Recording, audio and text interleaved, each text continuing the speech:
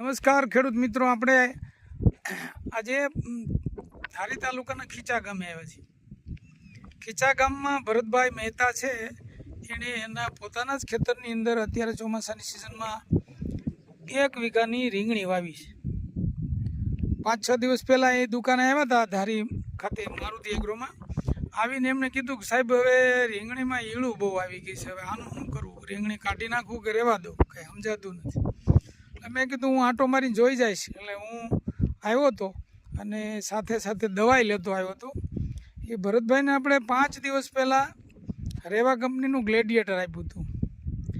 આજે 5 દિવસ પછી પાછો હું એમના ખેતર ઉપર રૂબરૂ મુલાકાત લેવા આવ્યો છું અને ફિલ્ડમાં જોયું, આખા ખેતરમાં જોયું છે. 1 વીઘા ઉપરની રીંગણી છે, પણ રીંગણીની શિકલ ફરી ગઈ છે. ભરતભાઈ ખુશી થઈ ગયા, દાંત કાઢે છે. ઈળું બધી જતી રહી. ભરતભાઈનું આપણે એનું રિઝલ્ટ છે, ઈળુનું રિઝલ્ટ ભરતભાઈ પાસે સાંભળીએ. બોલો ભરતભાઈ, શું કહેવાનું તમારું? અમારે 5 દિવસ પહેલા ઈળું આવી હતી, એટલે મેં સાહેબની મુલાકાત લીધી હતી અને સાહેબે મને સજેશન કર્યું, દવા છાંટી. તો અત્યારે તો ડોકામાં ઓડી વહી ગઈ છે અને ઈળું એ બધી નાશ પામી ગઈ છે અને ફાલે હારો બેસી ગયો છે.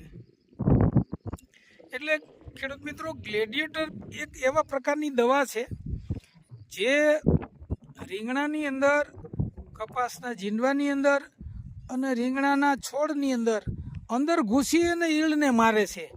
એટલે એની દાંડલીમાં જ્યાં સુધી ઈળ અંદર ગઈ હોય ત્યાં જઈને દવા એને પકડીને મારે છે, એવી એની ખાસિયત છે.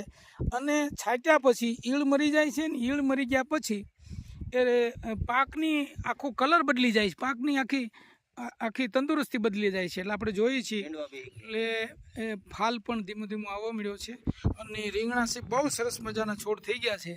એટલે ખેડૂત મિત્રોને આપણે એક નમ્ર વિનંતી કે કોઈપણ પ્રકારની ઈળ આવી હોય તો વાર લગાડ્યા વગર, મોડું કર્યા વગર રેવા કંપનીનું ગ્લેડિયેટર છે એને અપનાવો અને કોઈ પણ જાતની ઈળ છે એને ફટાફટ ભગાડો.